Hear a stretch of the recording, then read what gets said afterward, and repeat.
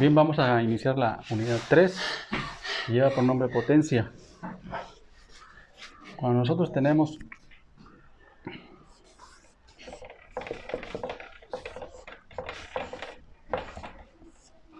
un circuito elemental donde tenemos una fuente de voltaje y tenemos una carga, una impedancia, donde recordemos pues que una impedancia puede ser una simple resistencia, o puede ser un inductor, o puede ser un capacitor, o si unimos dos de ellos pues puede ser así o así. Bien, por aquí va a circular una corriente I, y va a tener su mismo voltaje B. Vamos a hablar entonces de la potencia que la conocemos como P, donde P es la potencia activa. Hay tres tipos de potencia: potencia activa, potencia reactiva y potencia aparente. Vamos a ponerla aquí. S es potencia aparente, Q es potencia reactiva. La potencia aparente S, pues es lo que se ve acá. La fuente está viendo aquí cierta potencia llamada S, y se calcula como V por I. Esta carga va a tener cierto ángulo de desfasamiento. Acuérdense que tenemos una onda senoidal de corriente y tenemos una onda senoidal donde una es corriente y otra es el voltaje. Y aquí tenemos un ángulo de desfasamiento θ o phi, llamémosle como queramos. Tenemos ese desfasamiento. Si nuestra carga es puramente resistiva, ese desfasamiento vale 0. Si tenemos como carga tenemos una reactancia inductiva, pues nuestra corriente se va a atrasar respecto al voltaje, es decir, va a ser como aquí en la gráfica que dibujé, está atrasado. Y si la carga es un capacitor, pues se va a adelantar, es decir, quedaría por acá, algo así. Entonces este es para capacitor y este es para inductor. Y si tenemos una combinación de estas, pues va a ser un ángulo diferente, puede ser atrasado o puede ser adelantado, va a depender del valor del inductor y del capacitor. Bien, entonces les decía aquí, si nada más es una resistencia, pues el desfasamiento es 0. Si es un inductor, es un ángulo de menos 90 grados, o sea, se atrasa 90 grados. Y si tenemos un capacitor, es más 90 grados, es decir, se adelanta 90 grados la corriente respecto al voltaje.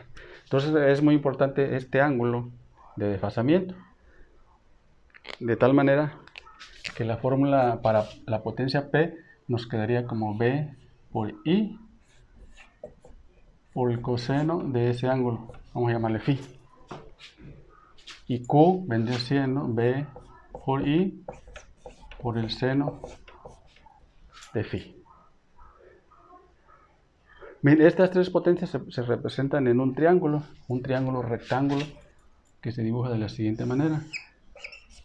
En forma horizontal se pone la potencia P, y esa potencia P se da en watts o en vatios.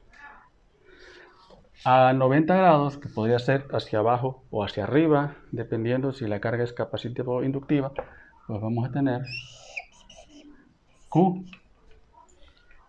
Esta Q se da en volt ampere reactivo.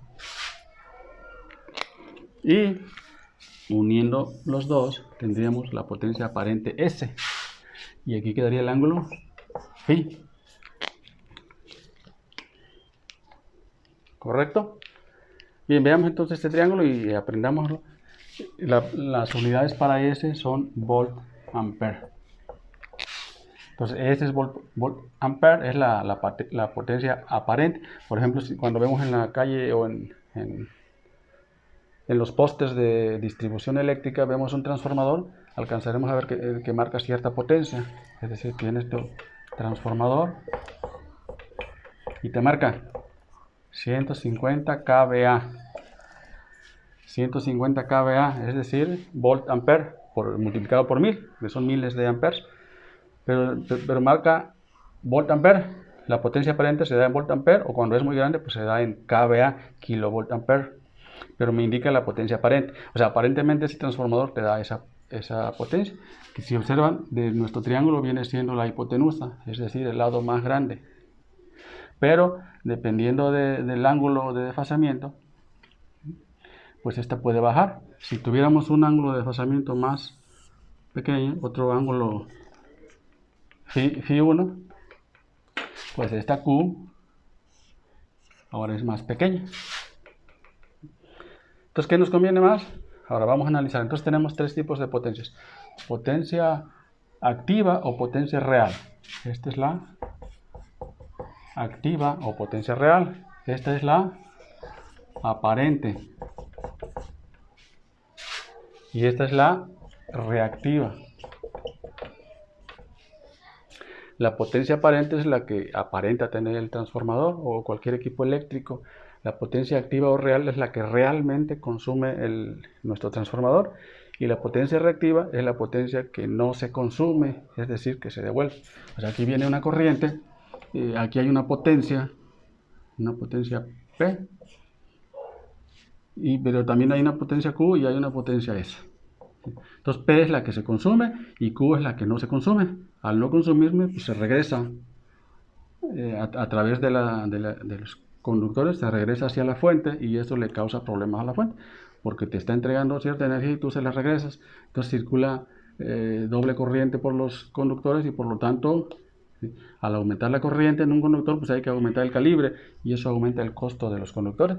Si queremos evitar calentamiento o daños a los conductores, al generador o incluso a las cargas. Entonces es dañina, esa Q viene siendo dañina, o sea, nos perjudica. Entonces debe ser lo más pequeña posible. Bien. Entonces para ello nos vamos a auxiliar de otro tema que se llama factor de potencia.